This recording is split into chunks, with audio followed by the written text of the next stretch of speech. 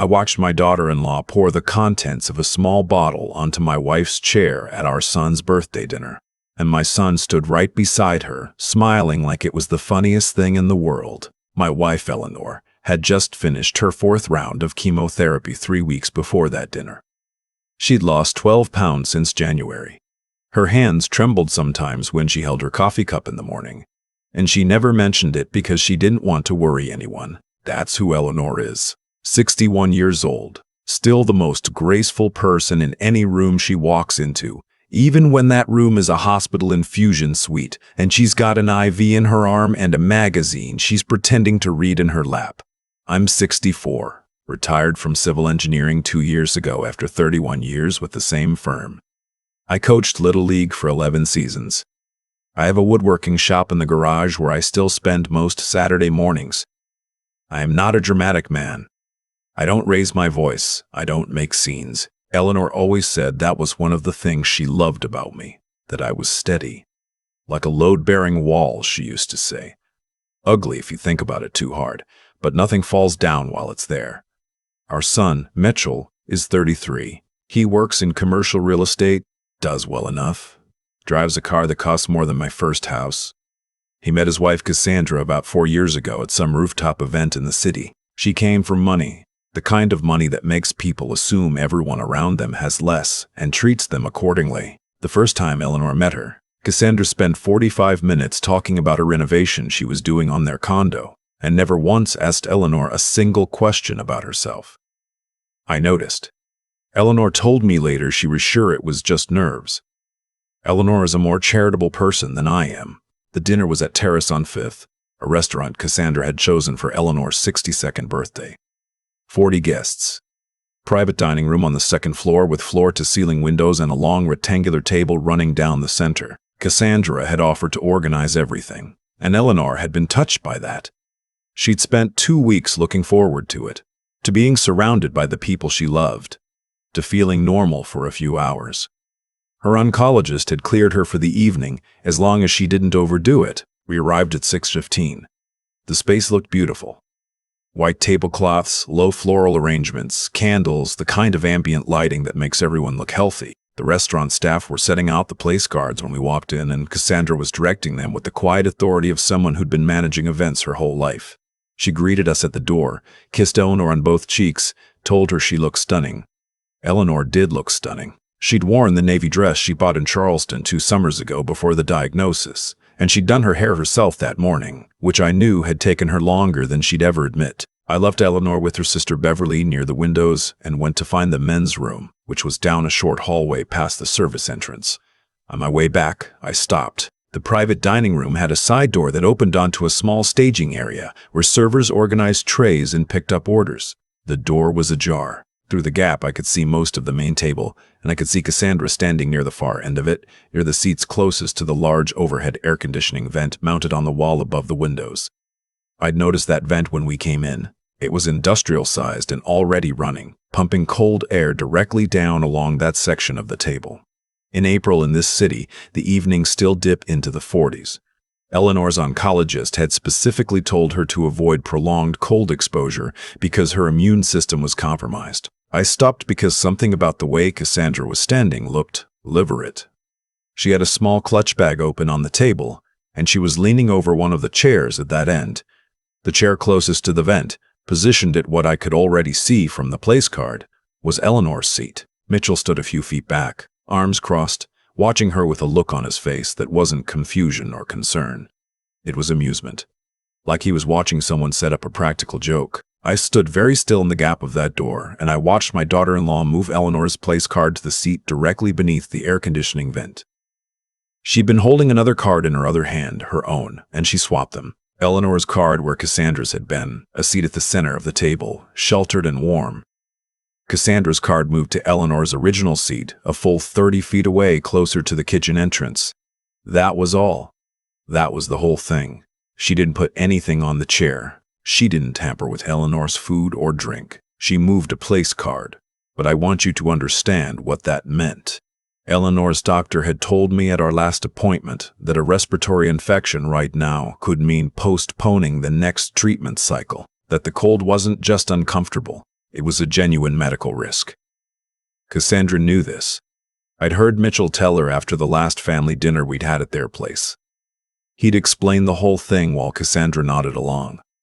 She knew exactly what she was doing when she moved that card. Mitchell laughed softly at something Cassandra said, and she smoothed the front of her dress and picked up her clutch bag, and they walked toward the other end of the room together.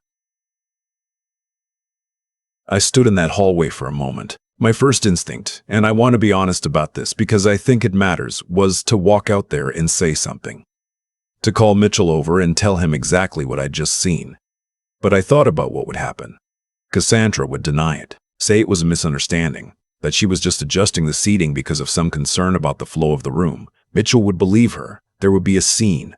Eleanor's birthday dinner would become a confrontation, and Eleanor would spend the whole evening managing everyone's feelings instead of enjoying herself. I needed the evidence to be undeniable. I needed witnesses who weren't related to anyone. I went to the table before the guests came in. I found Eleanor's place card, now positioned under the vent, and I read it. Then I took out my phone and photographed the seating arrangement from above, specifically the 4 chairs nearest the vent and the place cards in front of each one. Then I picked up Eleanor's card and moved it back to the center of the table, to the seat that had originally been Cassandra's. I moved Cassandra's card to the seat under the vent. I put my phone back in my pocket and I went to find Eleanor and I told her she looked beautiful, because she did. We sat down to dinner at 7 o'clock. 40 people, wine being poured, bread baskets passed around, the low, warm sound of a room full of people who were glad to be somewhere together. Eleanor was on my left. Her sister was on her right. She was laughing at something Beverly said about a trip they'd taken to Portugal years ago, and the color in her cheeks looked real for the first time in weeks, and I thought, this is worth protecting. Across the table and down toward the far end, Cassandra found her place card. I watched her face when she read it. Just a flicker. Something quick and confused moved through her expression. She looked toward the vent above her, then back at the card. She looked at Mitchell. He was already sitting down a few seats away, talking to someone. And he didn't notice her looking. She sat down slowly. She said something to the woman next to her that I couldn't hear. She looked toward Eleanor's seat, toward the card with Eleanor's name now safely in the center of the room, and her expression went carefully, deliberately neutral. She knew. She wasn't sure how, but she knew. I didn't look at her again for a long time. I had a conversation with Eleanor's oncologist, Dr. Hargrove, who had come to the dinner as a personal gesture of goodwill and sat across from us near the middle of the table. I talked to Eleanor's college friend Loretta, who had driven up from Richmond and had not aged a single day in 30 years, according to Eleanor. I ate the sea bass, which was excellent. I ordered a second glass of wine, which I almost never do. About 45 minutes into dinner, I noticed Cassandra had stopped eating. She had her arms crossed under the table. I could see from her posture, and she was leaning slightly away from the vent. The woman beside her, someone from Mitchell's office I'd met briefly, had pulled on a cardigan she'd brought in her bag. The two of them were sitting in the coldest corner of the room, and every few minutes I could see Cassandra's jaw tighten. I felt nothing about this that I'm ashamed of. Around 8:30, the restaurant's event coordinator, a young woman named Agnes, according to her name tag, came to the head of the table to introduce the birthday portion of the evening. There would be a short toast, a slideshow that Cassandra had apparently put together, and then the cake. Agnes announced that she'd like the guest of honor's family to stand when the slideshow finished, as was their tradition for private events. I looked at Eleanor. She was smiling, a little embarrassed the way she always is when attention is focused on her. She reached over and squeezed my hand. Agnes started the slideshow. It was actually beautiful. I'll give Cassandra that. Photos of Eleanor from childhood, from our wedding, from Mitchell's early years, from vacations and holidays and ordinary Tuesdays. Eleanor covered her mouth with her hand halfway through and I saw her eyes go bright. Beverly put an arm around her. The room was quiet in the way rooms only get quiet when everyone in them is genuinely moved. When it ended, Agnes asked the family to stand. Eleanor stood. I stood. Beverly stood. Mitchell stood. Pa stood. Cassandra stood. I heard it before I fully understood what I was hearing. A sharp, startled intake of breath from the people nearest her, and then from Cassandra herself. A small, high sound like she'd been surprised. The chair made a noise when she rose that no chair should make in a restaurant.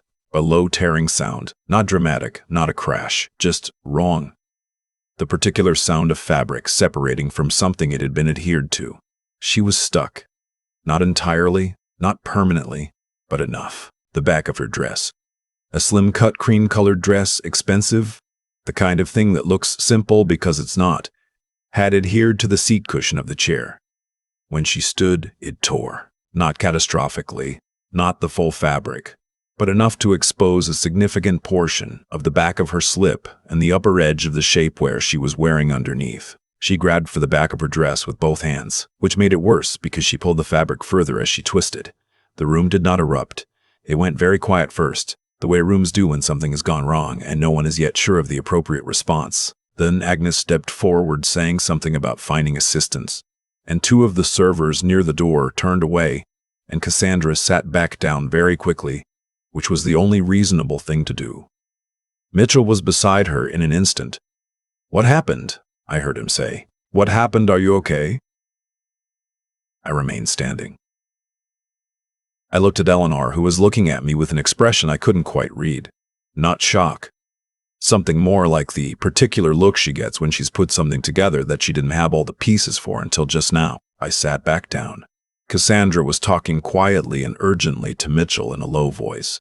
His expression shifted as she spoke, from concern to confusion to something harder that I recognized. He looked up and down the table, and then his eyes found me. I held his gaze. I didn't look away. I didn't make a face. I just looked at him the way I've looked at him his whole life, the way I looked at him when he was 17 and came home at 2 in the morning and tried to walk quietly past my chair, not knowing I'd been awake reading for the last 2 hours. The look that says, "I know exactly what happened, and we are going to talk about it." He looked away first. I waited until after the cake, until after the guests had begun to drift toward their coats and the event coordinator was collecting the last of the centerpieces. Eleanor was saying goodbye to Loretta near the door. Mitchell found me at the edge of the room by the windows where I'd been standing with a last glass of water. "Dad," he said, "did you?" "I took a photo," I said, "before dinner. Of the seating arrangement. The original one." He was quiet. "Your mother's chair," I said, "was directly under that vent. You were standing there when Cassandra moved the card." "It wasn't," he started. "Mitchell." I said his name the way you say a word when you need someone to stop talking and start listening. "Your mother finished chemo 3 weeks ago. Her immune system is not functioning normally. Her doctor, who was sitting 20 feet from you tonight, has told us specifically that cold exposure is a risk right now, and your wife moved her seat." He looked at the floor. "I'm not going to make a scene at your mother's birthday dinner," I said. "I'm not going to upset her tonight. But I want you to understand something. I have the photograph on my phone. I am going to keep it. And if I ever have reason to think your mother is being put at risk again, in any way, by anyone, I will not handle it quietly. Do you understand me?" He said he understood. "I'm also going to be reviewing a few things," I said. "Financial things, the plans I had in place. I want to make sure they still reflect my wishes." I left him by the windows and went to find Eleanor. She was at the coat check, already wrapped in her winter coat, laughing at something Loretta had just said. Her cheeks were pink and her eyes were bright, and she looked more like herself than she had in months. She saw me coming and held out my coat and said, "There he is." "I was just telling Loretta about the sea bass." "It was good sea bass," I said. "It was excellent sea bass," she said. She took my arm. We said good night to Loretta. We thanked Agnes at the door. We walked out into the April night, and Eleanor leaned against my shoulder and said the evening had been more than she'd hoped for, that it had been exactly what she needed. I said I was glad. In the car on the way home, she was quiet for a few minutes, the way she gets when she's thinking something through. Then she said, "The seating arrangement changed tonight." I kept my eyes on the road. "I was supposed to be under that vent," she said. It wasn't a question. I told her yes. She was quiet again for another mile or so. Then she said, "Did you plan what happened to Cassandra's dress?" I said I had not planned it. Which was the truth. I had moved the place cards. I had not put anything on the chair. Whatever had adhered to that cushion had been there before I touched anything. which meant Cassandra had done something to that chair herself, something she'd intended for Eleanor's seat, and had simply not accounted for the possibility that the seat would change. Eleanor considered this. "So she did that to herself," she said. "In a manner of speaking," I said. She laughed then, a real laugh. The one that starts quiet and builds. The one I fell in love with 40 years ago, in a university hallway, when she thought something I'd said was funnier than it was. She laughed until she had to wipe her eyes, and then she was quiet again, and she held my hand the rest of the way home. 3 weeks later, I met with our attorney and updated several documents. Eleanor's medical power of attorney and the financial arrangements we'd set up over the years remained exactly as they were. A separate fund I'd established 6 years ago, a discretionary gift account that Mitchell had been a beneficiary of, used for supplementing things like holiday travel and home improvements, was quietly dissolved. The funds were redistributed to a foundation supporting cancer research and to a veterans housing nonprofit that Eleanor and I have supported for years. Mitchell called me the following Sunday, the way he does every week, and we talked about the weather and his work and whether the Nationals had any chance this season. He didn't mention Cassandra. I didn't mention the fund. Some things don't need to be said to be understood. Eleanor starts her final treatment cycle next month. Her oncologist says the markers are moving in the right direction. Last Saturday morning, I was in the garage working on a small cabinet I'm building her for the sunroom, and she brought me coffee out there without my asking, the way she does, and she sat on the old stool in the corner and watched me work and didn't say anything for a long time. Then she said, "You know what I keep thinking about?" I said, "What?" "The look on her face," Eleanor said, when she sat back down. I didn't say anything. I kept working. "Is that terrible?" she asked. I thought about my wife, 12 pounds lighter than she was a year ago, still choosing the navy dress, still doing her own hair, still thanking the woman at the coat check by name. I thought about what that chair under the vent would have meant for her that night and what the weeks after might have looked like. "No," I said. "I don't think that's terrible at all." Eleanor smiled. She wrapped both hands around her coffee cup, and the morning light came through the garage window, and she looked, for just that moment, completely fine. I keep coming back to that moment in the hallway. The door slightly open, the cold air already running, and my daughter-in-law standing over Eleanor's chair like she had every right to be there. I've thought about what kind of person does something like that, not in anger, not in a moment of impulse, but calmly, deliberately, at a birthday dinner she organized for a woman going through chemotherapy. That's not a mistake, that's a choice, and choices like that have a way of completing themselves. I didn't plan what happened to Cassandra's dress. I want to be clear about that, because I think it matters. I moved a place card. Whatever she had put on that chair, she put there herself, for someone else. The outcome she experienced was the outcome she prepared. I just made sure the right person sat in it. There's something in that I can't quite name. Not satisfaction exactly, more like the particular feeling of watching a crooked picture finally hang straight. What I've been thinking about more, though, is the question of what I almost did instead. My first instinct was to walk out there and confront her. Say something loud enough that everyone in that room would hear it. I understand that instinct. When someone threatens the person you love most, everything in you wants to respond immediately, wants to be seen responding. But I've lived long enough to know that the loudest response is rarely the most effective one. The evidence mattered more than my anger. The witnesses mattered more than my feelings.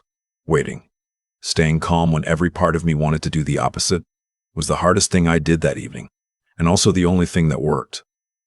Eleanor spent 40 years being the steadiest person in every room she walked into. She held our family together through job losses, through my father's decline, through Mitchell's difficult teenage years, through her own diagnosis with a grace that still stops me cold when I think about it directly. She never asked for protection the way some people ask for things, loudly, repeatedly, as a kind of debt they're owed. She just kept showing up, and I think that kind of quiet endurance, sustained over decades without recognition, is its own form of strength that most people never develop because it asks too much of them. What I wanted Mitchell to understand, standing by those windows after dinner, wasn't that I was angry. It was that there are consequences to how you treat people. Not divine consequences, not cosmic ones, just the ordinary human kind, where the people who love you watch what you do and adjust accordingly. He lost something that night that he didn't fully realize he'd lost. Not money, not an inheritance. He lost the version of his father who assumed the best about his choices. I don't know what Mitchell and Cassandra will do with what happened. That's not mine to manage anymore. What I know is that Eleanor starts her last treatment cycle next month, and she is still choosing the navy dress, still doing her own hair, still thanking people by name. She earned every good thing that is still coming to her, and I intend to make sure she gets it. That's all I know how to do. Show up, stay steady, protect what matters quietly and without apology for as long as I'm able.